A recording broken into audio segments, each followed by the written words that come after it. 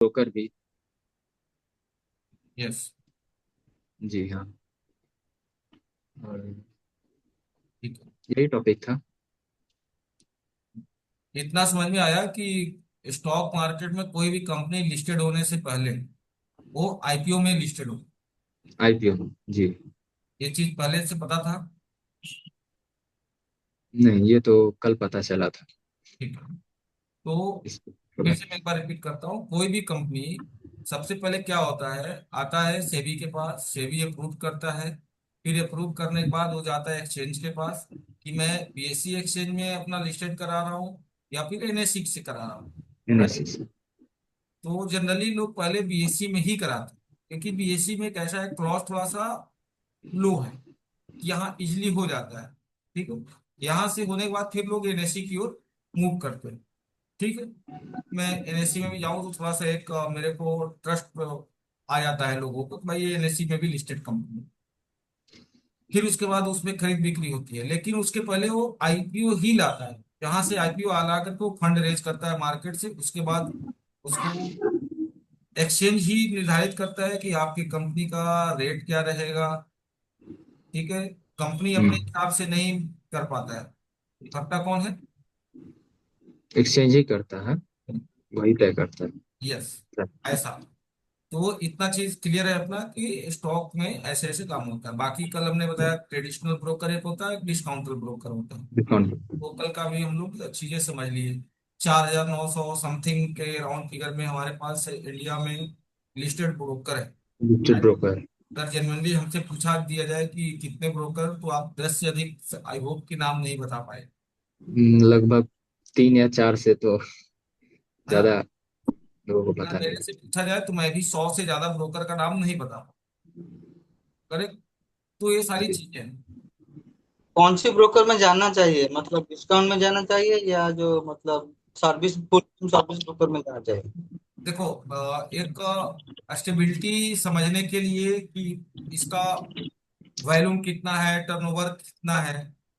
अब जैसे हम लोग स्टॉक मार्केट के अंदर ही ट्रेड करते हैं, तो अलग अलग कंपनियों में ट्रेड करते हैं, स्मॉल कैप में भी करते हैं, मिड में भी करते हैं और लार्ज में भी करते हैं। लेकिन अगर सबसे परफेक्ट और बेस्ट कंपनी कहा जाए तो हमारा रिलायंस। राइट। तो उस तरीके से अगर इंडिया का, मेरे से अगर पूछा जाए सबसे बेस्ट ब्रोकर कौन है, तो मोतीलाल ओसवाल। ठीक है। लेकिन मोतीलाल ओसवाल क्या है, ट्रेडिशनल ब्रोकर। हम्म। तो पैसा कहाँ बचेगा? हमारा पैसा बचेगा डिस्काउंटर। तो डिस्काउंटर में कौन सा है भाई, जो बड़े बड़े स्पॉन्सर्ड आज के डेट में आईपीएल में एंजल वन को पिछले साल भी हम लोगों ने देखा था, इस साल भी देख रहे हैं। और ग्राउंड लेवल पे भी बड़े बड़े जगह पे अपना C type D type city तक के अपने आप को पहुंचा चुका है ऑफिशियल रूप से। सर मुझे सर धन बहुत अच्छा लगता है और सस्ता भी है ब्रोकरेज के मामले में। ब्रोकरेज तो सबका डिस्काउंटर का सेम ही है। एंजल वन हो, जीरोधा हो, धन हो, अप स्टॉक हो। नहीं सर, ग्रो नहीं, ग्रो था अब नहीं, और जो जीरो का भी नहीं। जीरो का भी ज्यादा चार्जेस लेता है सर, हिडन चार्जेस बहुत है। लेकिन धन में ऐसा नहीं है। वो दिक्कत तो हम ठीक करेंगे। चलिए, तो ये सारी चीजें हैं। ये तो अपने से अंडरस्टूड वाली चीजें। ठीक है। कल हम लोग जो टॉपिक छोड़े थे वहां से हम लोग कंटिन्यू करते हैं। कल से जो रिलेटेड टॉपिक्स है वहां से किसी का कोई क्वेश्चन तो आई होप कि नहीं है। अगर किसी का है तो क्वेश्चन रेज कर लीजिए। नहीं। चलिए। तो हम लोग जहां तक कल कंप्लीट किए थे उसके बाद हम लोग आगे बढ़ेंगे।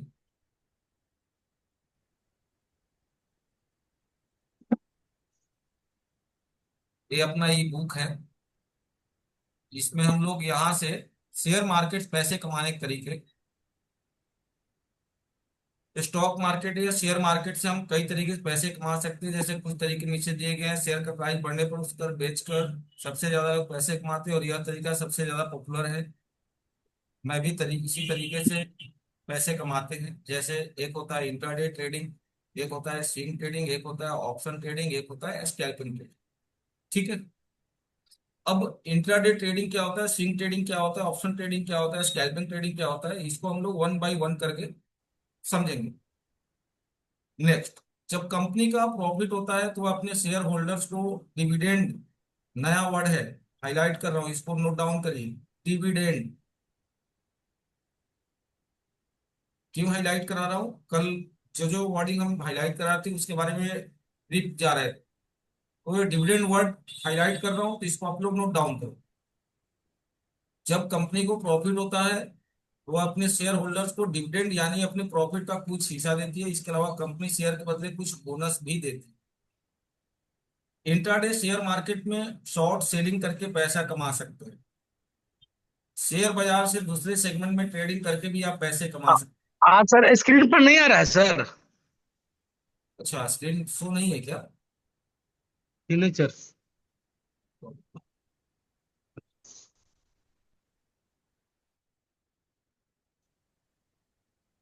एक शेयर है ही नहीं।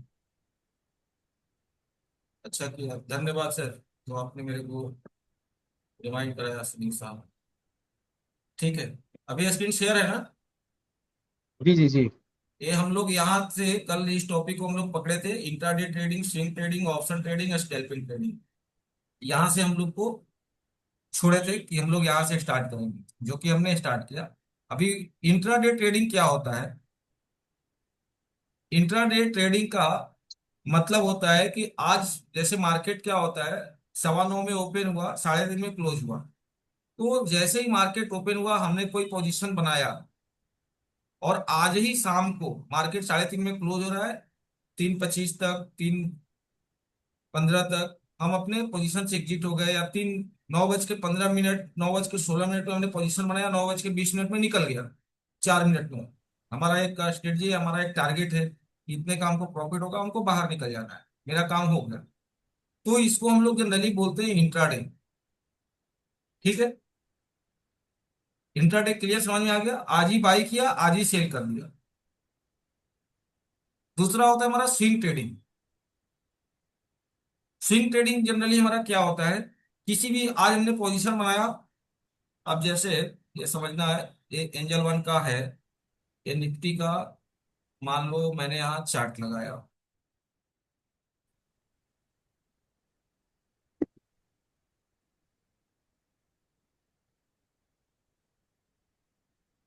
अब ये मान लीजिए इंडिगो पेंट्स है, यहाँ हम गए, तो ये दिख रहा है आपको, एक यहाँ पर दिख रहा है इंट्राडे, एक यहाँ दिख रहा है डिलीवरी। दिख रहा है सर? जी जी जी जी।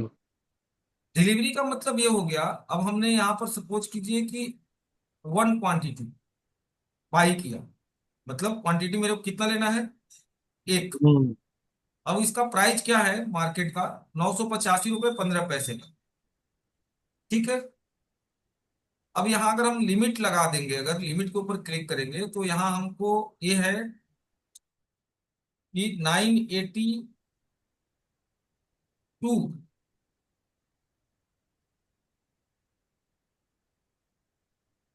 982 रुपीज का जब प्राइस आएगा, कि जो 985 रुपए का है, 982 रुपए का आएगा, 3 रुपया और नीचे आ जाएगा, देन हम ये मेरा बाई हो, तो हम इसको लिमिट पे लगा के यहाँ पर डाल सकते हैं, बाई कर सकते हैं। वो हमारा पेंडिंग में ऑर्डर रहेगा, जैसे ही प्राइस उसका 982 रुपए का आएगा, ऑटोमेटिक मेरा बाई हो जाएगा।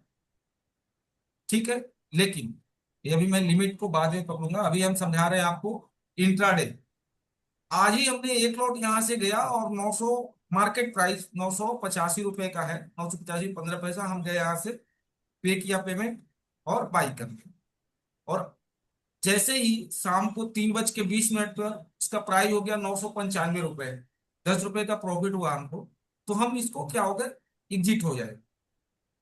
क्लियर?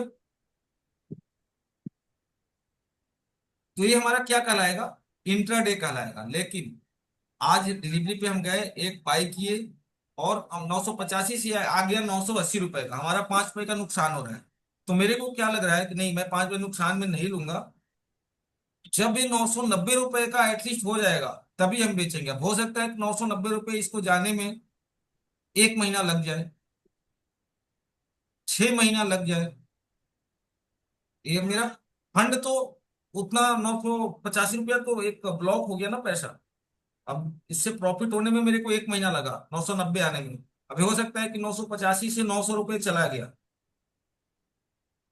तो मेरा 85 रुपीज का नुकसान हो रहा है। तो हम 85 के नुकसान में नहीं बेचेंगे। हम एक बार बाई कर लिए, बेचेंगे तभी जब हमारे को प्रॉफिट होगा। तो इस टाइप की जो एक्टिविटी होती है, जो सिनेरियो होता है, इसको हम लोग बोलते हैं स्विंग ट्रेडिंग। क्लियर है सर? इंट्राडे और स्विंग ट्रेडिंग समझ गए? स्विंग ट्रेडिंग को ही हम लोग बोलते हैं short term trading. Short term trading. अच्छा, अब इसको हमने मान लो कि यहां पर हम गए, इंडिगो पेंट को 100 क्वांटिटी हमने बाई किया। कितना क्वांटिटी? 100 क्वांटिटी। अभी हमारे पास मान लीजिए कि फंड है। क्लियर? और उस फंड के अगेंस्ट में हमने जाके 100 क्वांटिटी, मेरे पास 98,515 रुपीज है, मैंने इसको बाई कर लिया। और मेरे टारगेट है कि मेरे को पता है कि आने वाला 3 साल के बाद ये इंडिगो पेंट 985 का जो है, ये हो जाएगा 3,000 रुपए का, आने वाले 2 साल के बाद। ऐसा मेरे को ऐसा लगा। तो हमने 3 साल के लिए या 5 साल के लिए, हमको लग रहा है कि 5 साल बाद 5,000 का हो जाएगा।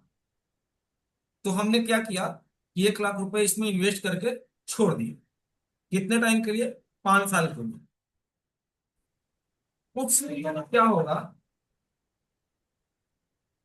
ये हमारा क्या हो गया, लॉन्ग टर्म इन्वेस्टमेंट प्लान हो गया। ये क्या हो गया? लॉन्ग टर्म इन्वेस्टमेंट इसको बोलते हैं। अब मैंने यहां पर दो वर्ड यूज किया, एक शॉर्ट टर्म ट्रेडिंग और एक बोला लॉन्ग टर्म इन्वेस्टमेंट। इन्वेस्टमेंट दो तरीके की होती है, एक लॉन्ग टर्म इन्वेस्टमेंट होता है, एक शॉर्ट टर्म इन्वेस्टमेंट होता है। लॉन्ग टर्म इन्वेस्टमेंट हम किसको बोलेंगे? कोई बताएगा? मनोज साहब।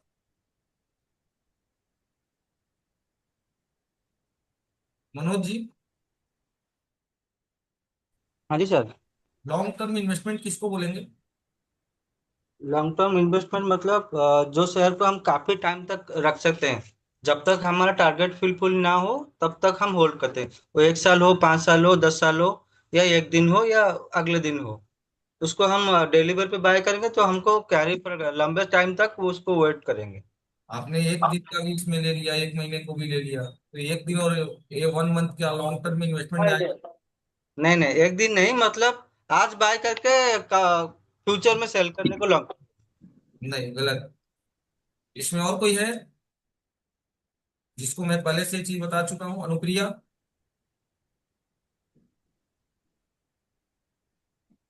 अनुप्रिया।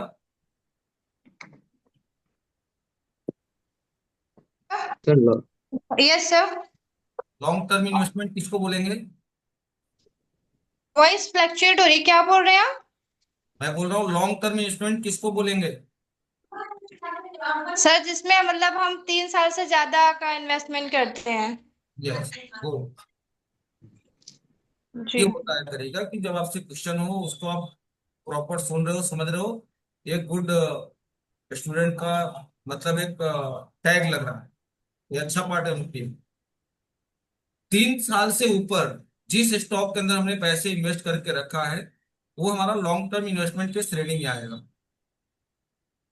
और आज हमने बाई किया, और 2 साल 364 दिन, 2 ईयर 364 डेज पर अगर बेच दिया, तो हमारा वो शॉर्ट टर्म इन्वेस्टमेंट में आएगा। जैसे ही 3 ईयर 1 डे हो गया, वो हमारा लॉन्ग टर्म इन्वेस्टमेंट के श्रेणी में आएगा। और जैसे ही 3 ईयर से 1 डे बिफोर भी हो गया, तो हमारा शॉर्ट टर्म इन्वेस्टमेंट में आएगा। अगर डिफरेंस कोई पूछे तो ये आप डिफरेंस से बताओगे, लॉन्ग टर्म और शॉर्ट टर्म इन्वेस्टमेंट का डिफरेंस। क्लियर है सर?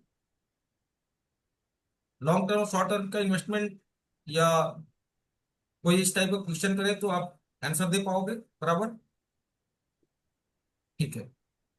अब मैंने क्या बोला, इंट्राडे, स्विंग ट्रेडिंग। आज ही बाई किया, आज ही सेल किया, इंट्राडे। आज हमने बाई किया, लेकिन हमारा बाई करने के बाद उसमें 5 रुपए का नुकसान हो गया, और मैं नुकसान में नहीं बेचना चाहता हूँ। मेरा ये लग रहा है कि आने वाले एक महीने के बाद, जैसे अभी मार्केट नीचे आया था और फिर बैक बाउंस किया था इंडो पाकिस्तान पाक वार होने के टाइम, लेकिन फिर अभी 2 दिन में मार्केट फिर से ऊपर जा रहा है। क्लियर? अब यहाँ से मार्केट आई होप कि रिवर्सल ले चुका है।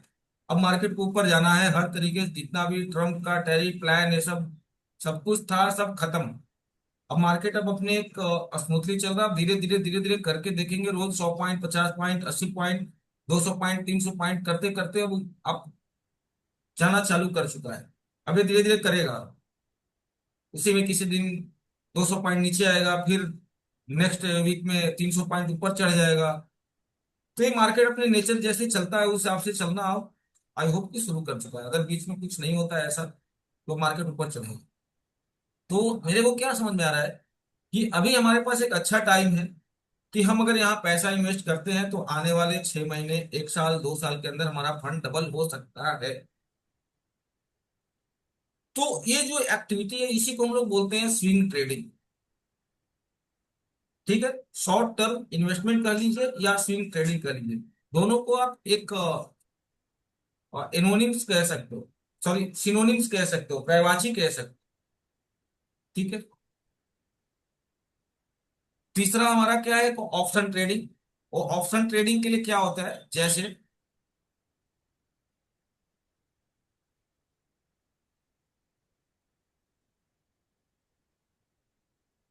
ये निफ्टी है, निफ्टी का मैंने यहाँ पर चार्ट लगाया, सपोज करिए यहाँ पर इसका हमने ऑप्शन चेन खोला, इसका निफ्टी का। अब यही लफड़ा है इसके उसमें।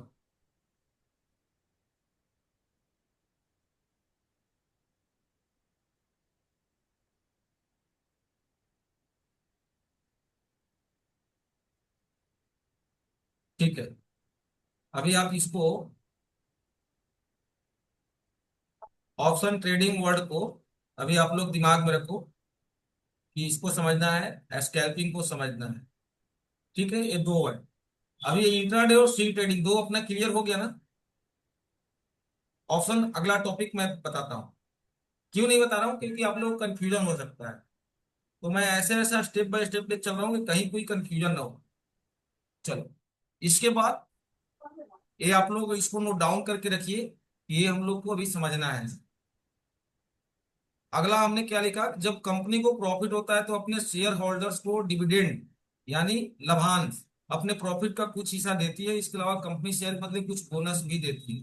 तो ये डिविडेंड वर्ड जो है ना, इसको मैं हाईलाइट कर रहा हूँ, इसको आप लोग देख के लिख के रखो। डिविडेंड क्या होता है समझेंगे। ठीक है। शेयर बाजार के और भी कई सारे सेगमेंट्स हैं, फ्यूचर है, कमोडिटी है, एमसीएक्स है।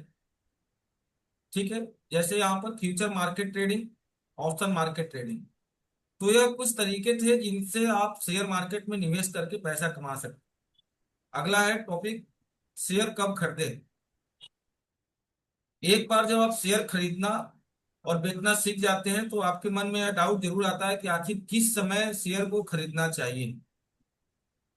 तो अभी जैसे हमने दिखाया आप लोगों को कि शेयर को कैसे बाय किया जाता है, कैसे सेल किया जाता है, ये चीज आप लोगों ने देखा अभी।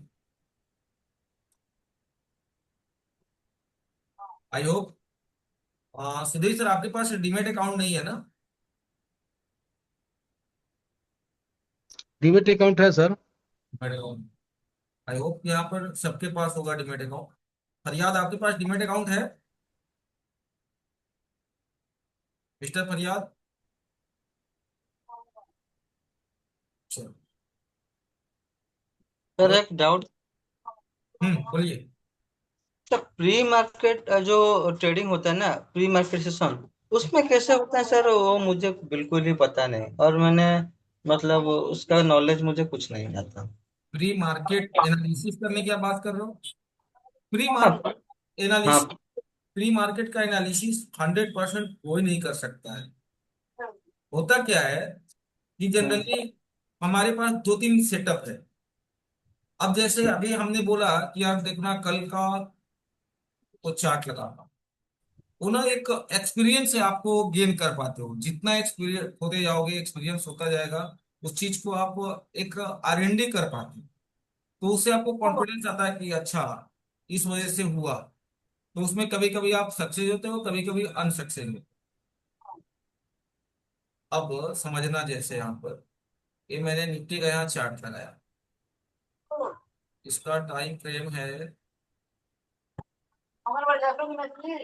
5 मिनट्स का। ठीक है, तो हमको क्या दिख रहा है, तो क्या दिख रहा है मार्केट का, आज का मार्केट यहाँ 13, 14,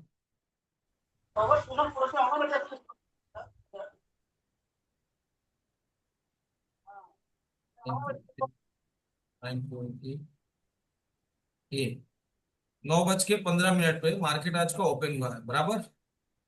ओपन कहाँ हुआ है, कितने पॉइंट पर बताओगे आप, मनोज जी? सर मैं मोबाइल से देख रहा हूँ और लैपटॉप मेरे पास है ही ना, तो मुझे ठीक से नहीं दिखाई देता। आप बता दीजिए। ये ऊपर में शो कर रहा है यहाँ पर, यहाँ पर जब मैं कर्सर के ऊपर ले जा रहा हूँ तो यहाँ पॉइंट दिख रहा है। हाँ सर, मेरा मोबाइल स्क्रीन पे तो छोटा दिख रहा है, फिर भी चश्मा। एनीवन एनीवन कोई बताएगा इसको? क्या क्वेश्चन क्या है सर आपका? आज का मार्केट जो है ओपन किस पॉइंट पे हुआ है, ओपन किस साइड हुआ है? किस पॉइंट पर हुआ है? एक मिनट।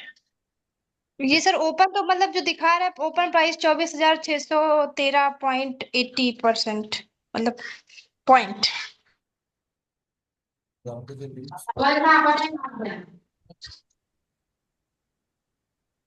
24,666 है सर। पता क्या होगा।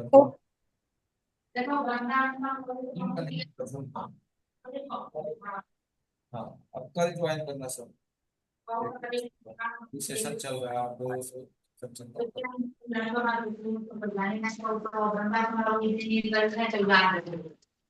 9:15 का 14 मई 2025, 9:15 पे नीचे देखो हाईलाइट कर रहा है। ना। यस, बोलिए। 24,613 पर ओपन हुआ है मार्केट। यस सर, यही बताया था मैंने। ठीक है, कहाँ पर दिखाई दे रहा है सर? 24,613। यहाँ पर ये जो वो दिख रहा है, ये भी हम आगे चल के कवर करेंगे, ये आगे अभी बताऊंगा मैं धीरे धीरे, सारा चीज आप लोग क्लियर करूंगा। और ना मनोज जी, आपका जो जो क्वेरी है ना इसको नोट डाउन करो, और जैसे ही 9 बजेगा, 9 बजे से लेकर 9:15 पे आपका क्वेश्चन को हम रिजॉल्व करेंगे। आप बने चौबीस रहना। हजार छह सौ तेरह कहाँ दिखाई दे रहा है सर? यहाँ पर देखो, आप यहाँ पर जिधर मेरा जी कर्सर हो रहा है। कहने का मतलब था, जी हम्म। मतलब आज हम टाटा मोटर को मतलब बाय करने का प्लानिंग करेंगे प्री मार्केट में, ठीक है। हम्म। जो 1 मिनट का गैप होता है ना, उसमें प्लानिंग करेंगे हमको बाय करने के लिए, ठीक है। क्या मतलब मैं निफ्टी की बात नहीं करूँ, स्टॉक की बात। यहाँ पर जो आस्क प्राइस और बिड प्राइस होता है ना, उसको हम कैसे कैप्चर करेंगे, और हमको मतलब प्री मार्केट में ऑर्डर लगाएंगे, और मार्केट ओपन होते ही या फर्स्ट कैंडल पर या पांच, उसमें हमारा क्या ट्रेड रहेगा, 5 से 7 मिनट या 10 मिनट का ट्रेड रहेगा। उसमें जो भी प्रॉफिट मिलेगा हम प्री मार्केट में ऑर्डर लगाएंगे, और 9:15 को एग्जिट होगा, हम प्री एग्जिट मार लेंगे। उसी बराबर। का सेक्शन जानना था मुझे। ठीक है, मैं समझ गया आपकी क्वेश्चन। वही 9:10 पे हम उसको प्रिडिक्ट किए, 9:15 पे मार्केट आया, अपना ले लिया। तो जी। प्रिडिक्शन 100% कोई नहीं कर सकता है, कोई नहीं कर सकता, और उसका कोई तरीका नहीं है प्रिडिक्ट करने का। बस एक जैसे अभी हम लोग एक चीजों को देखते हुए समझ पाते हैं, उसके लिए कुछ डेटा के हिसाब से हम लोग कर पाएंगे। अभी उस पर हम आएंगे, 9:15, अभी 9 बजे आपको हम बताते हैं, उसका क्लियर करता हूँ। नहीं सर, 9 7 से 8 बजे एक टाइम होता है ना, वो 1 मिनट के अंदर हम वो ऑर्डर लेता है, उसके बाद ऑर्डर नहीं लेता ना वो ब्रोकर में, ऐसा वही नहीं, गलत। वो ऐसा नहीं है। आपका जो पंच होगा 9:15 पर ही होगा, तो समझे? मतलब आपको खुला तो भी 9:15 पर होगा, या गैप डाउन खुला वो भी 9:15 पर होगा। हाँ। हमने कल बाय किया हो तो आज अगर गैप डाउन खुलता है वो हमारा लॉस हो गया, और हम्म। हम बाय किए हो कल उसको गैप अप ओपन हुआ तो हमारा प्रॉफिट बुक हुआ। वही है ना। ठीक है, इधर तो मैं, ये आपका क्लियर हुआ सुधीर जी, किधर से देख पा रहे हो आप? नहीं नहीं हुआ सर। यहाँ पर देखो,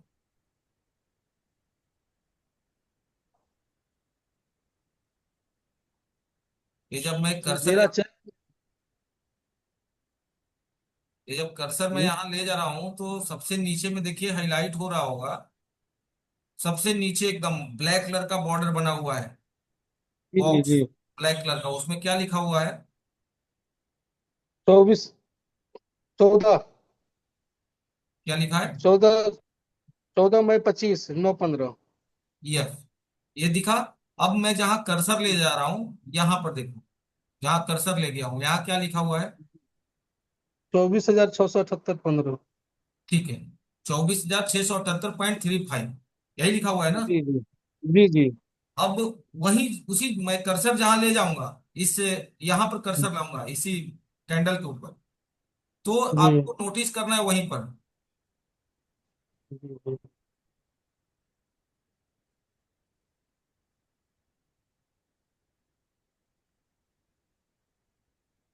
पेज हैंग कर रहा है।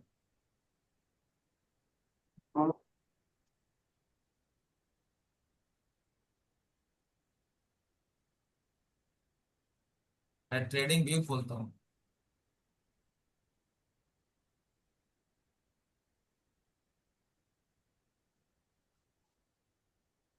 ये अभी हम लोग का आगे का टॉपिक्स है, अभी इसको हम लोग करेंगे वन बाय वन। अभी हम बेसिक सोच रहे थे क्लियर कर दूं, फिर यहाँ पर आप लोग का स्टेप बाय स्टेप लेके चलो, बीच में क्वेश्चन कर लेने से यही तकलीफ होता है।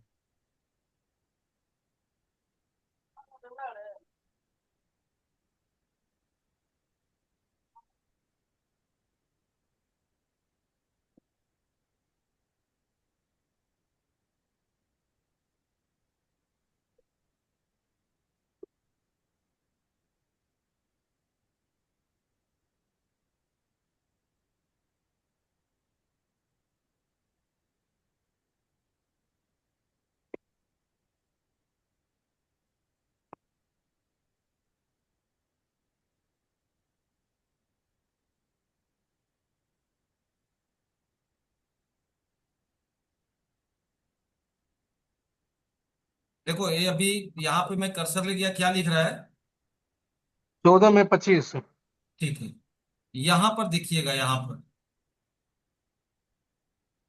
यहाँ लिखा हुआ है सबसे ऊपर में, ओ ओपन, जहां मैं कर्सर मूव कर रहा हूँ, जी जी जी जी लेफ्ट साइड कॉर्नर में ध्यान दीजिए, जी। वो लिखा हुआ है। 1420 लिखा हुआ है। जी। ओ का मतलब क्या होता है? ओपन। ओपन। यच, उसके बाद लिखा हुआ है यच, यच का मतलब हाई। जी ठीक है, जी। यल का मतलब लो, क्लोज। सी का मतलब क्लोज। क्लोज।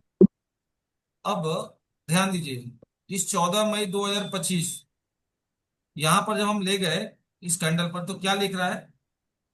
ओपन कितने पर हुआ है? 1420 पर। 1420 पर। क्लोज कितने पर हुआ है?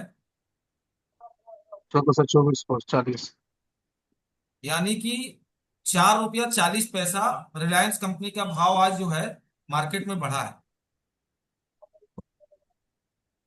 जी समझ में आ गया ये चीज? हाई कितना मारा था? 1429 रुपया 90 पैसा, ये कैंडल, जिस कैंडल पर ये हम टाइम फ्रेम क्या लगाए हैं? वन डे का टाइम फ्रेम है। यहां पर देखिए डे लिखा हुआ है, देख रहे हैं? ये जितने भी आप कैंडल देख रहे हो, एक एक दिन का कैंडल है। इसको क्या बोलते हैं जो चार्ट पे दिख रहे हो? ये सब जो चार्ट पे देख रहे हो, इसको ग्रीन रेड, इसको क्या बोलते हैं हम लोग? कैंडल्स। कैंडल। किधर चले गए क्या सुधीर साहब, गायब हो गए? ठीक है, इसको क्या बोलेंगे साहिल, ये जो आप देख रहे हो स्क्रीन के ऊपर? कैंडल्स है सर। ठीक है, तो हम कैंडल लोग स्टिक। टाइम फ्रेम क्या इस्तेमाल कर रहे हैं? एक दिन का। One day time frame. अगर हम टाइम फ्रेम चेंज करना हो तो यहाँ से हम लोग चेंज कर सकते हैं। ठीक है, 1 minute, 2 minute, 3 minute, 5 minute, 1 hour. अभी देखो हमने 1 आवर पे क्लिक किया, तो एक एक घंटे का ये देख रहे हो आप? जी। देख रहे हो ना? अब यहाँ से हम ओपन क्लोज, ये चीज पहले से आइडिया था आपको साहिब? जी हाँ सर। ठीक है, चलिए आगे बढ़ते हैं।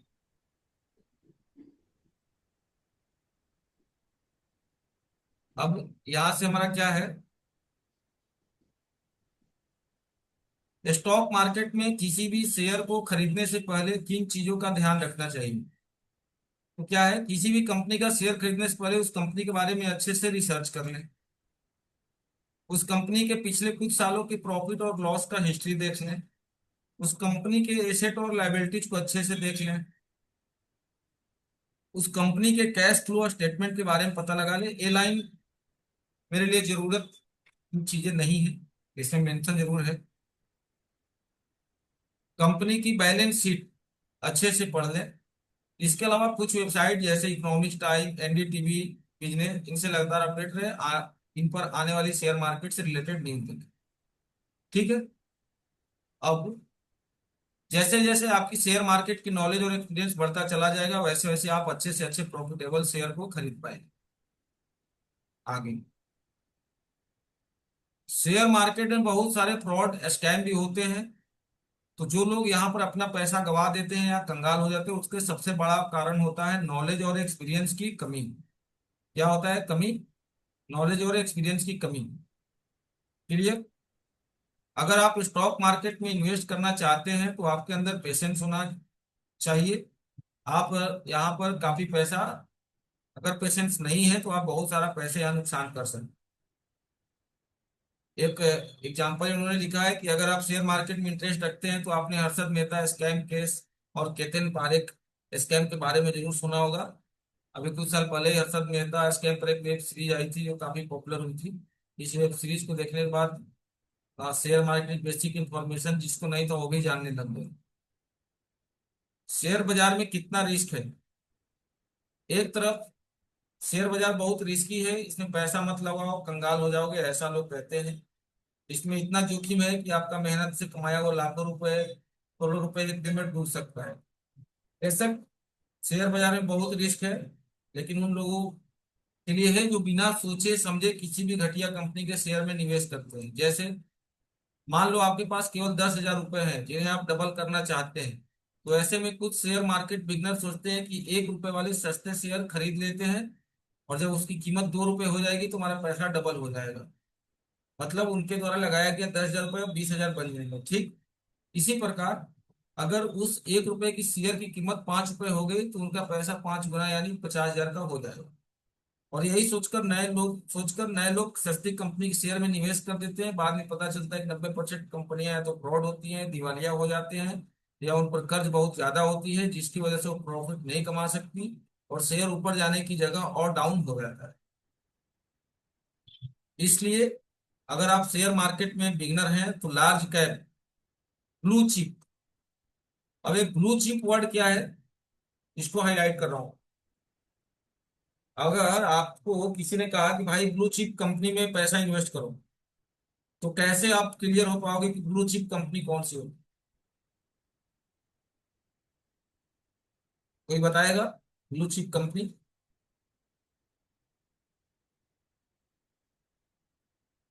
अनुप्रिया, मनोज, मनोज साहब। सर जो लार्ज कैप की कंपनी है लिखा भी है वहां पे, मैं वही पढ़ रही हूँ। मनोज साहब, जो बड़ी कंपनियां हैं शायद।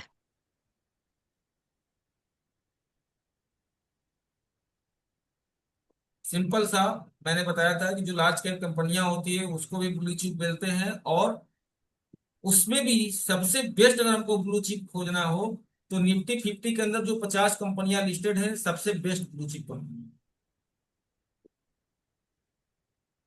निफ्टी 50 के अंदर में टोटल कितनी कंपनियां लिस्टेड होती हैं? 50 कंपनियां। निफ्टी 50 के अंडर में जितनी कंपनियां लिस्टेड हैं वो सब ब्लू चिप, सबसे बेस्ट ब्लू चिप। ठीक है। जैसे रिलायंस, टीसीएस, इंफोसिस, एशियन पेंट, पीडीलाइट, एचडीएफसी बैंक, ईटीसी। ये कुछ ऐसी कंपनियां हैं जिनमें आप लंबी अवधि 5 साल, 10 साल या अधिक समय के लिए निवेश कर सकते हैं। तो आप अपने इन्वेस्ट किए हुए पैसे से काफी अच्छा रेट और भविष्य में कमा सकते हैं। इसके अलावा एक ही कंपनी पूरा पैसा लगाने के बजाय अपना पोर्टफोलियो अलग अलग कंपनियों में डाइवर्सिफाइड करें।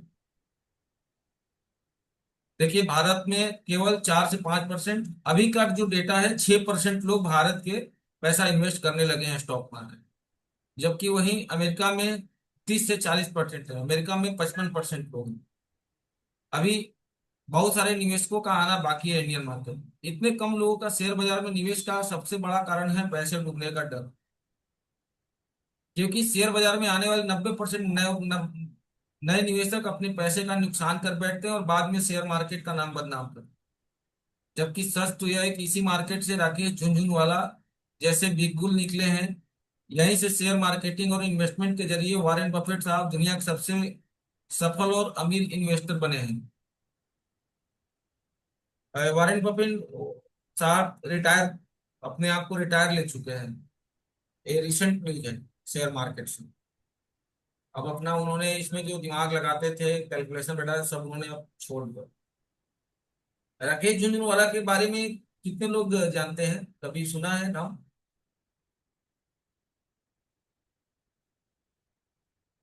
शायद राकेश झुनझुनवाला का नाम सुने हो आप? हाँ सर, नाम सुने हैं। कौन है पर उनके बताएं। बारे में उतना, वो एक इन्वेस्टर हैं बहुत बड़े, आप बस बताओगे ज्यादा उनके सुनीता? बारे में जानते नहीं। राकेश झुनझुनवाला जो है वो शुरुआत में मार्केट में बहुत कम टाइम से ही लग गए थे और पूरा जिंदगी इस मार्केट में ही अपना उन्होंने लगा दिया। और आज के टाइम में आज भी उनके जितना, मतलब जो संपत्ति उन्होंने बनाया, अभी भी उसका सटीक आकलन नहीं है। ये जो आकाशा एयरलाइंस एयरपोर्ट पे जो आता जाता है, जिससे आकाशा में बैठ के हम लोग मुंबई से बनारस और बनारस से बेंगलोर जो करते हैं, ये राकेश झुनझुनवाला साहब का ही है।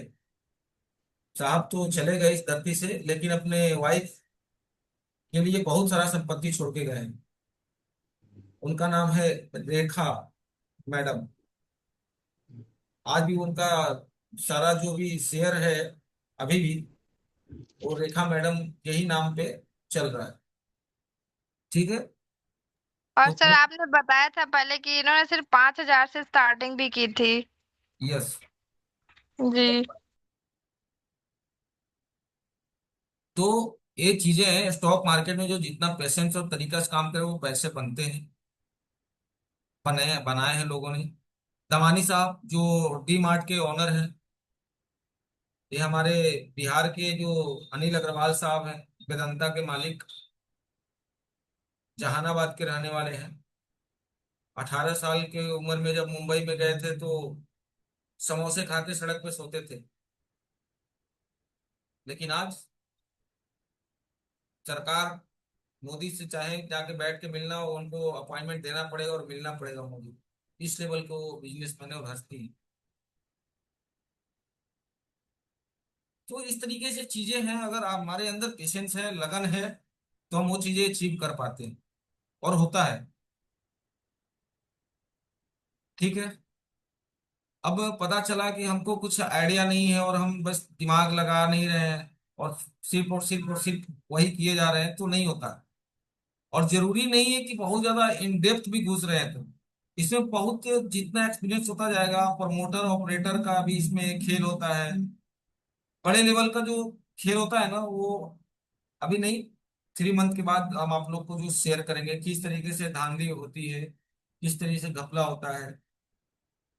शायद हमने आप लोग को बताया था, ये डिविडेंड वाले टॉपिक में बताया था ना रुपया, वेदांता के बारे में। यस सर, बताया था आपने। उन्होंने 100% अपना स्टेक जो है प्लेज कर देते हैं। हाँ।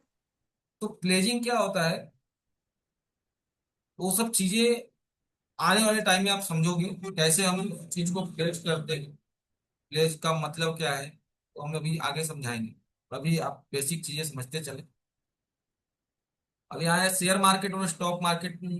मार्केट में क्या अंतर है, दोनों का हिंदी और इंग्लिश वर्जन नाम है।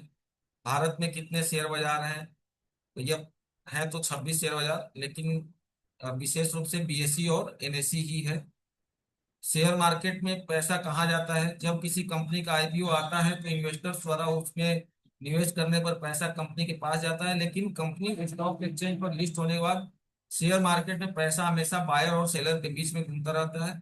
मतलब शेयर खरीदने वाले के डीमैट अकाउंट से निकलकर शेयर बाजार वाले के अकाउंट में चला जाता है। ये चीज मैंने आपको ऑलरेडी बता दिया हूँ आईपीओ वाले टाइम पर। भारत का नंबर 1 शेयर बाजार कौन सा है? भारत में मुख्य रूप से दो शेयर बाजार हैं जिन पर सबसे ज्यादा स्टॉक ट्रेडिंग की जाती है। पहले का नाम है एनएसई यानी नेशनल स्टॉक एक्सचेंज, दूसरे का नाम है बीएसई यानी बॉम्बे स्टॉक एक्सचेंज।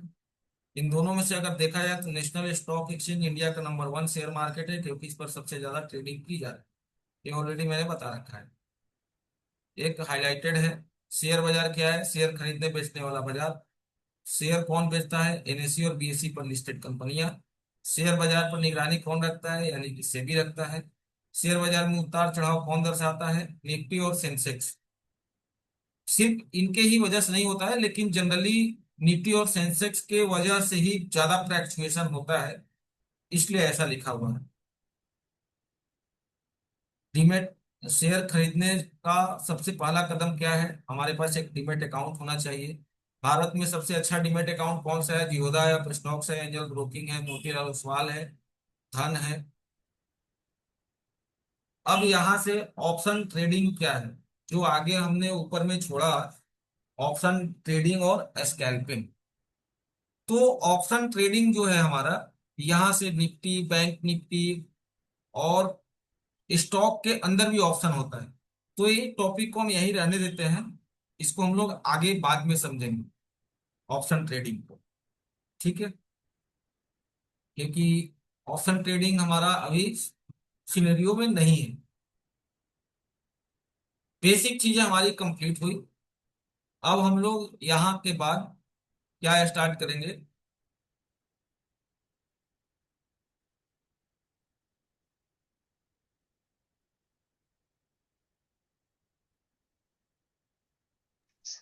मेरे पासवर्ड ही है स्वास्थ्य उसका का। वहाँ वो क्या था? अभी स्वास्थ्य का है। वहाँ हम लोग वाईफाई यूज करते थे। वाईफाई नहीं चल रहा।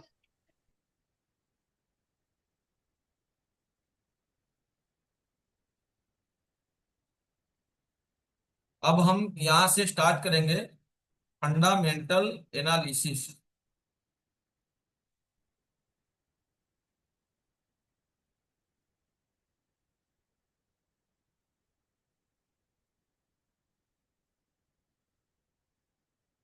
फंडामेंटल एनालिसिस और टेक्निकल एनालिसिस। ठीक है, हम लोग जनरली कहाँ टारगेट करेंगे? स्विंग ट्रेडिंग के ऊपर फोकस करेंगे।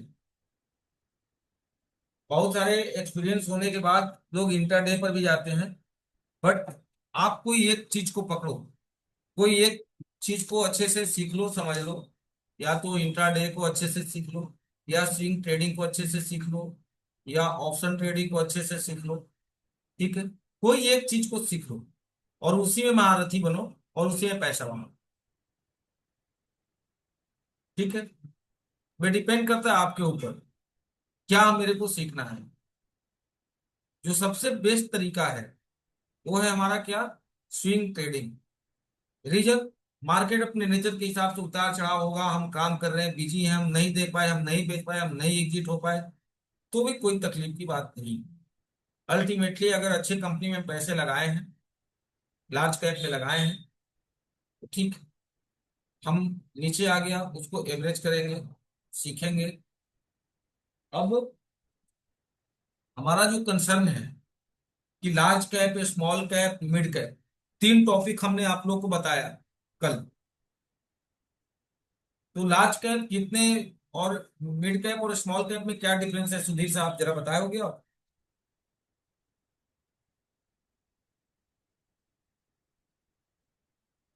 म्यूट म्यूट म्यूट हो सर, अनम्यूट कर लो। हेलो। हाँ बोलिए सर। स्मॉल कप में सर 100 से नीचे रहता है सर। नहीं, लार्ज कैप में गलत है सर, गलत है। आप बताइए साहिल साहब।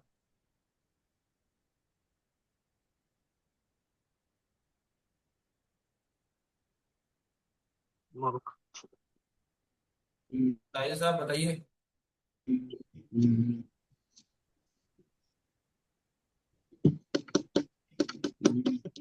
Large cap, mid cap and small cap में क्या डिफरेंसेज है? अच्छा, ये तो मालूम ही नहीं। साहिल बताइए। हम्म, लार्ज कैप में मनोज साहब। नहीं सर, लार्ज। हाँ जी सर। सर मैं बताऊं? नहीं हाँ हाँ। वो सर बताएंगे। मनोज साहब। सर अनुप्रिया बताएगी। अरे आप भी बता दो। पूछिए। शायद सर आप एक्सपीरियंस हो। देखो होता क्या है, जरूरी नहीं है कि हमको हर चीज नॉलेज हो। तो कभी कभी ना शुरुआत में भी बेसिक चीजों की हमको समझ होना चाहिए। जी जी सर, सही बात। मैं इन डेप्थ घुस जाऊं किसी चीज का रिसर्च करने और हमको बेसिक ना पता हो, ये भी तकलीफ की बात। सही है सर। चलो अनुप्रिया आप बताओ आप। सर जैसे लार्ज कैप में टॉप फर्स्ट से 10th तक की जो कंपनी होती है as a market market capitalization, ठीक है, 1 से 100, ठीक है, तो वो हमारी लार्ज कैप में आती है। और मिड कैप में 101 से लगा के 150 तक जो कंपनी होती है एज अ मार्केट कैपिटलाइजेशन, तो वो आती है मिड कैप में। स्मॉल कैप में वो होती है जो 151 से गलत, मतलब अब मतलब थोड़ा मिस्टेक है। 101 से लेकर 100 तक लार्ज कैप के सिनेरियो में आते हैं। 101 से लेकर 250 लेवल तक वो आते हैं मिड कैप में, 250 तक। 101 से 250, और 250, वही बताया सर। 251 से लेकर जितनी भी कंपनियां वो सारे आते हैं हमारे स्मॉल कैप। स्मॉल। जी जी। तो थोड़ा सा करेक्शन था आपका अनुप्रिया। इसको आप लोग नोट डाउन करके लिखिए, कल भी हमने बोला था। ताकि इसको नोट डाउन करने से क्या होगा ना, कि जब अपना नोटबुक आप कभी खोलोगे ना, तो तुरंत आपके दिमाग में रिकॉल हो जाएगा, कभी भूलोगे नहीं ये सब चीजें। सिंपल है चीजें।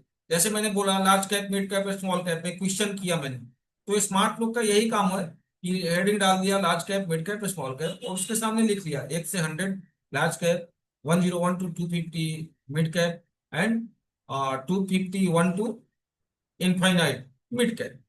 सिंपल। कभी भी हम किसी को डिफिनेशन दे सकते हैं। अब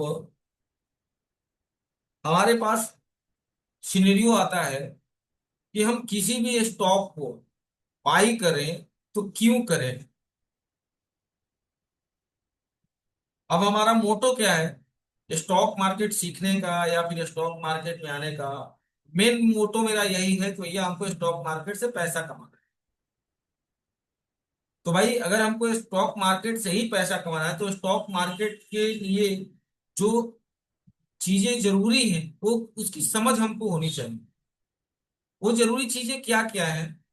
जैसे हमको बाइक ड्राइव करनी है, तो बाइक ड्राइव करने से पहले हमको क्या क्या चीजों का ध्यान रखना है? कि हमारे पैर में शूज हो, हमारे घुटने के अंदर वो हुड लगा हो, कि मैं गिरूँ तो मेरा घुटना न छिले। यहाँ पर हैंड में दोनों अपना ब्लॉक करके रखूं, हेलमेट लगा के रखूं। और उसके पहले बाइक का भी ब्रेक प्रॉपर है कि नहीं, बाइक सही है कि नहीं, ठीक है, इन सब चीजों का ख्याल रखते हैं। तो इसी तरीके से हमारा स्टॉक मार्केट की अगर हम यहाँ पे आ रहे हैं, तो हमको किन किन चीजों का ध्यान रखना है, ये चीजों हमको पहले से ही प्रिपेयर हो लेना है, तब हमको बाइक करने जाना है। ऐसा नहीं कि बस गए बाइक को सेल्फ मारा, स्टार्ट किया, लेके चल दिया, तो गिरना ही है जी। क्योंकि आपको चलाने आता नहीं, आपको ब्रेक किधर लगता है नहीं पता है, क्लच कैसे यूज करते हैं नहीं आइडिया है। पहले आप देखोगे, किसी के द्वारा आपको एडवाइस दिया जाएगा, तभी आप समझो। उसी तरीके से सेम सिचुएशन ये है। तो हमको किन किन खास खास बातों का ध्यान देना होता है। सबसे नंबर वन नोट डाउन कर लीजिए कि जिस कंपनी के अंदर, नोट डाउन करते चलिएगा, फिर मैं ये टॉपिक फिर कल पूछूंगा और मैं रिवीजन नहीं कराऊंगा। सबसे पहला मेरा ये होना चाहिए कि जिस कंपनी के अंदर हम पैसा डाल रहे हैं वो कंपनी लगभग लगभग डेप्ट फ्री, मतलब कर्ज से फ्री हो, बहुत ज्यादा कर्ज ना हो किसी कंपनी के ऊपर। डेप्ट फ्री कंपनी होनी चाहिए।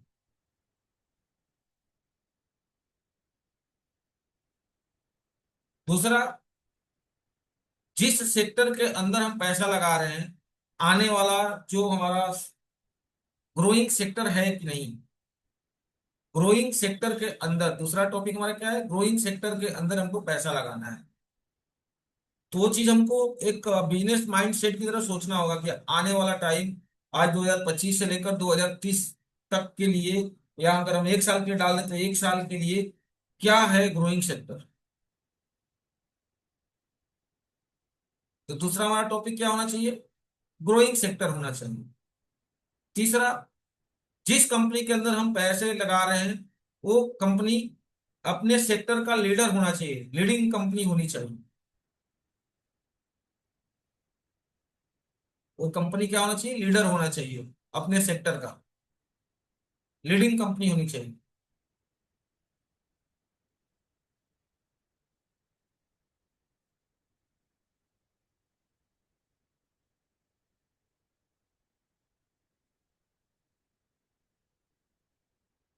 चौथा पॉइंट हम क्या ध्यान रख सकते हैं, वो कंपनी जो है मार्केट में काफी टाइम से पॉपुलर हो, उसकी खुद का एक ब्रांड वैल्यू हो।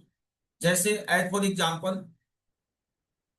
हमारे घर में टूथपेस्ट है, कोलगेट का, पेप्सोडेंट, क्लोजअप, तो इन सब में से ज्यादातर कॉमन ब्रांड लीडर कौन है, कोलगेट है।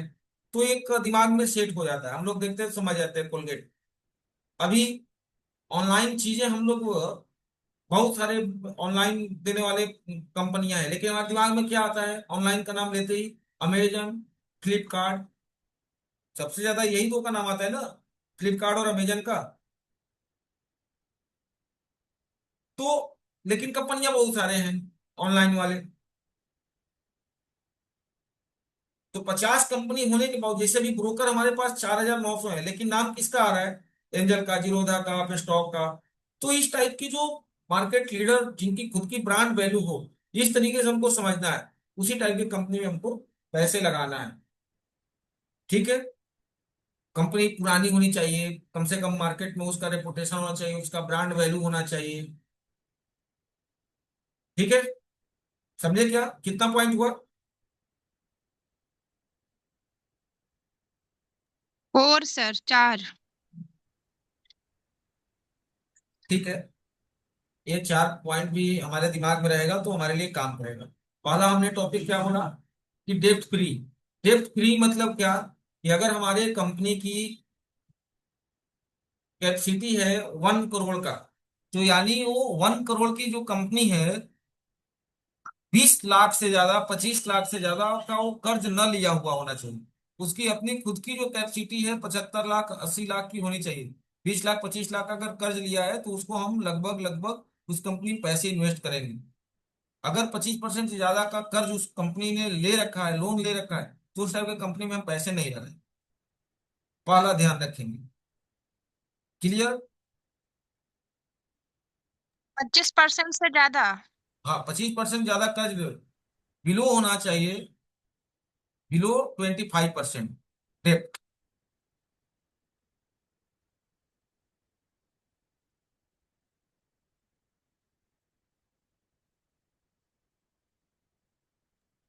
और सर उसका मार्केट कैप कितना होना चाहिए, मतलब जैसे लार्ज कैप में होगी तो कैसा क्या होना चाहिए उसका। लार्ज कैप के लिए तो मैंने बताया था कि करीब करीब वन, अप्रोक्स में 1 लाख सीआर जो होता है ना, वो लार्ज कैप। हम्म। अच्छा अच्छा, ठीक है। और जो मिड कैप होते हैं हमारे, वो करीब करीब 20,000 CR, 20,000 CR के ऊपर अगर हो तो मिड कैप में आते हैं, और उसके नीचे स्मॉल कैप में आते हैं।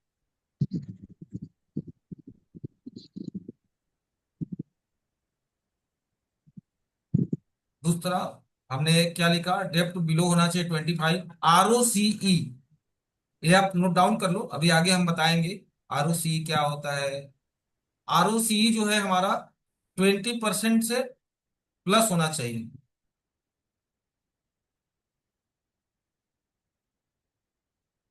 अब ये सब चीजें हम देखने के लिए कहाँ देखेंगे? सबसे पहले तो इसको भी डाउन वो कर लीजिए, Screener.in सॉफ्टवेयर हमारा सबसे बेस्ट सॉफ्टवेयर है। क्या है Screener.in?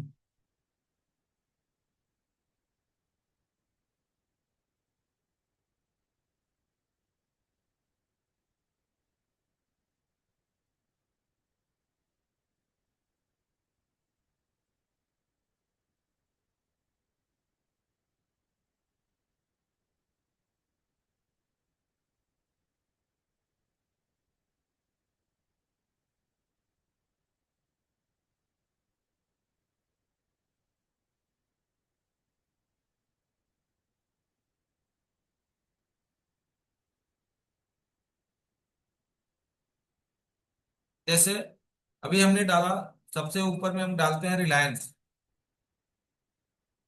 इंडिया की नंबर 1 कंपनी है, इसलिए मैं रिलायंस को डाल रहा हूँ। अभी यहाँ पर रिलायंस का क्या दिख रहा है? मार्केट कैप 19 लाख करोड़, ठीक है। इसका ROC क्या दिख रहा है? 9.43। तो हमने क्या बोला कि जिसका ROCE जो है 20 से एबव हो, 20 से ज्यादा हो, वैसे कंपनी में उनको पैसे डालने हैं, बराबर। ये है ROC हमारा। ये ROE कितना होना चाहिए? 10 से एबव होना चाहिए। ROE कितना होना चाहिए? 10 से एबव होना चाहिए। ये as a beginner point of view है। जब हम 3 मंथ कंप्लीट करेंगे, उसके बाद कुछ ऐसी चीजें मैं बताऊंगा लास्ट टाइम में कि आप लोग को ROC ROE पे बहुत ज्यादा ध्यान दोगे नहीं, लेकिन ये हमारे दिमाग में एक होना चाहिए। 1 ईयर तक, 6 महीना तक जब हम काम करें, जब तक हमको एक्सपर्ट ना हो जाए, एक्सपीरियंस ना हो जाए, तब तक ये सब चीजें देख करके ही हम काम कर सकते हैं, अच्छे स्टॉक को हम चूज कर सकते हैं। मतलब मेरे को स्टॉक छांटना हो कि हमको कौन सा स्टॉक में पैसा लगाना है, तो ये आपके एक हेल्प करेगा, बराबर। जैसे जब हम बाइक चलाना सीख जाते हैं, तो हेलमेट नहीं है तो भी ठीक है, थोड़ा ब्रेक उसका कमजोर भी है, तो आप लेके निकल जाते हो ना साहब। उसकी इंडिकेटर भी प्रॉपर नहीं है, या फिर हैंडल थोड़ी टेढ़ी है, तभी आप संभाल लेते हो ना उसको, अपना काम करके चले आते हो। तो सेम चीज यहाँ भी है, बराबर।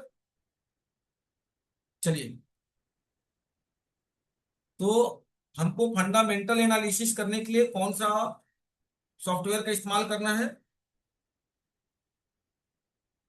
बोलते जाइए, रिस्पॉन्स भी करिए। स्क्रीनर का sir, stock screener. Yes, stock selection करने के लिए, फंडामेंटल एनालिसिस के लिए हम क्या इस्तेमाल करेंगे? Screener.in। स्क्रीनर और डॉट इन। फंडामेंटल एनालिसिस करने के लिए हम क्या इस्तेमाल करेंगे? फंडामेंटल के लिए Screener.in। स्क्रीनर है।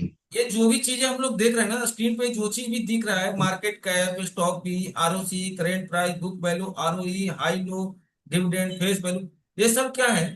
फंडामेंटल एनालिसिस का ही एक पार्ट है। ये सारी चीजों को जब हम देखेंगे, कंपेरिजन करेंगे, तो ये सब हमारे क्या कहलाएंगे? Fundamental analysis. इसी चीज को R&D करने को ही हम लोग बोलते हैं फंडामेंटल एनालिसिस, राइट। क्लियर है यहाँ तक? हाँ सर।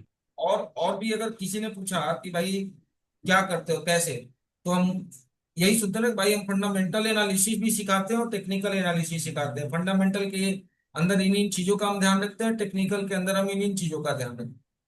तो वही फंडामेंटल के अंदर अभी आप देखो कि आपका ये ऊपर में है, इसके अंदर बहुत सारे हैं चीजें। ओपन फ्री वाला करने नहीं दे रहा है, मैं दिखाऊंगा कल आपको। जैसे इनका ये चार्ट है, लगभग एक 1 month, 6 month, 1 year, 3 year, 5 year, 10 year. तो इससे क्या समझ में आ रहा है चार्ट को देख करके? यहाँ पर देखिए 230 रुपए का था, 2016 में इनका क्या था,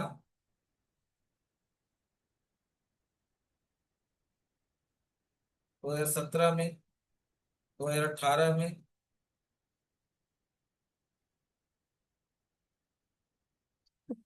2018 में इनका क्या था प्राइस, 505 रुपया।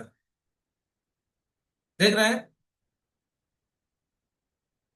दिख रहा है ना सर? 2018 में इनका प्राइस क्या था, 505। 2019 में 607। 2020 में 709। 2021 में 1015। 2022 में 1187। 2023 में 1149। 2024 में 1454।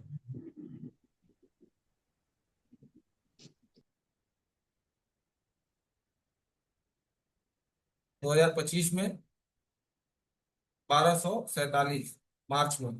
अभी के टाइम में 1424। और सबसे टॉप कब बनाया इन्होंने, यहाँ पर 1596 जून 2024 में। देख रहे हो आप कैसे इनका भाव बढ़ रहा है, घट रहा है? ये स्टॉक इनका क्या है, स्प्लिट किया हुआ है। अब ये स्प्लिट क्या होता है, स्प्लिट क्या होता है, किसी भी स्टॉक को दो पार्ट में तोड़ देना, उसके प्राइस को तोड़ देना, वो होता है हमारा स्प्लिट करना। क्लियर? इसके बाद हमारा ये अप्रोच है, कौन सा है, फिर कंपेरिजन, मतलब रिलायंस जो जो काम करता है इसके कंपेरिजन में कौन कौन सी कंपनियां, आईओसीएल है, बीपीसीएल है, एचपीसीएल है, एमआरपीएल है, सीपीसीएल है। अब इनका क्वार्टरली रिजल्ट देखते हैं, सेल्स कितना है, एक्सपेंस कितना है, ऑपरेटिंग प्रॉफिट कितना है, ये सब चीजें हम लोग समझेंगे। ये जितनी है ना, ओपीएम क्या होता है, इंटरेस्ट क्या होता है, डिप्रिसिएशन क्या होता है, नेट प्रॉफिट का क्या रोल है, ये सब हम लोग इन सारे टॉपिक्स को पकड़ के कवरअप करेंगे। प्रॉफिट एंड लॉस में भी ओपीएम क्या है, profit before tax, net profit, इसको कैसे हम कंपेरिजन करेंगे, क्या समझेंगे। यहाँ इक्विटी कैपिटल सबसे इंपॉर्टेंट यही होता है, सबसे इंपॉर्टेंट फंडामेंटल एनालिसिस, जिसको ये सारा topic equity capital, reserve, borrowing, liability, fixed asset, CWIP, other asset, total asset, अगर सिर्फ बैलेंस शीट जिसको अच्छे से आ गया वो फंडामेंटल एनालिसिस बहुत अच्छे से कर ले। समझ रहे हैं क्या मैं क्या कह रहा हूँ? फंडामेंटल एनालिसिस करने के लिए सबसे इंपॉर्टेंट है बैलेंस शीट को समझना। क्लियर है? तो हम लोग वन बाय वन करके ना इन सारी चीजों को समझेंगे, और जब समझेंगे ना तो हमको कॉन्फिडेंस रेज होगा, और तब हम क्या देख आएंगे, भाई अपन जो काम कर रहे हैं ना बहुत तरीके से काम कर पा रहे हैं, ये चीज हम समझेंगे। मेरे लिए कैश फ्लो का कोई इन्वॉल्वमेंट नहीं है, कोई रोल नहीं है, ये सीए लोग का काम होता है। एक किसी कंपनी का कैश फ्लो ऑडिट करना, करवाना, फिनेंसिंग वहां सबमिट करना, ये मेरे काम के लिए स्टॉक मार्केट में नहीं है। ठीक है? फिर है हमारा रेशियो, फिर है हमारा शेयर होल्डिंग पैटर्न। ठीक है? ये सब चीज हम लोग समझेंगे। फिर इधर कौन कॉल में ट्रांसक्रिप्ट है, नोट्स है, ये सब भी चीजों को थोड़ा हम लोग समझेंगे। जब ये सारा चीज समझ लेंगे ना, तो ये हमारा क्या हो जाएगा, टोटली फंडामेंटल एनालिसिस को हमने कंप्लीट कर लिया ऐसा। और जब फंडामेंटल एनालिसिस कर लेंगे, सीख जाएंगे, तो हमको इतना कॉन्फिडेंस हो जाएगा कि मुझे किसी की जरूरत नहीं है, और मैं बेधड़क आंख बंद करके थोड़ा सा उस पर 20 मिनट 25 मिनट आधे घंटे का टाइम देंगे और उस स्टॉक को हम बता देंगे कि हाँ ये स्टॉक में हमको पैसा डालना है या नहीं डालना है, और डालना है तो किस लेवल में। अब इस तरीके से तो हम स्टॉक का सिलेक्शन कर पाएंगे, लेकिन कब बाई करें और कब हम एग्जिट करें, एंट्री पॉइंट और एग्जिट पॉइंट को हम लोग समझेंगे टेक्निकल एनालिसिस के आधार पर। क्लियर? Yes sir. यहां तक किसी का कोई क्वेश्चन?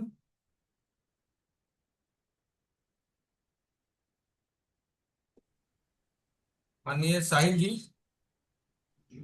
No sir. यहां तक कोई क्वेश्चन नहीं है? फिर जी। सुधीर सर, यहां तक कोई क्वेश्चन? नहीं नहीं सर। ठीक है, तो आगे कल हम लोग अगला टॉपिक कैच करेंगे, समझेंगे। ठीक है, ठीक है सर। ठीक है सर। चलिए, okay, bye bye, good night. अभी हम थोड़ा सा क्या रिकॉर्डिंग इधर है, उसको स्टॉप करके इनसे थोड़ा समझूंगा, क्या कुछ क्वेश्चन है। ठीक है सर, गुड नाइट सर। नहीं मनोज जी रुको, अभी आपका क्वेश्चन सब आपका ओ, लगेंगे अभी। जी जी। Okay thank you sir. हाँ, आप लोग जा सकते हैं, प्रिया एंड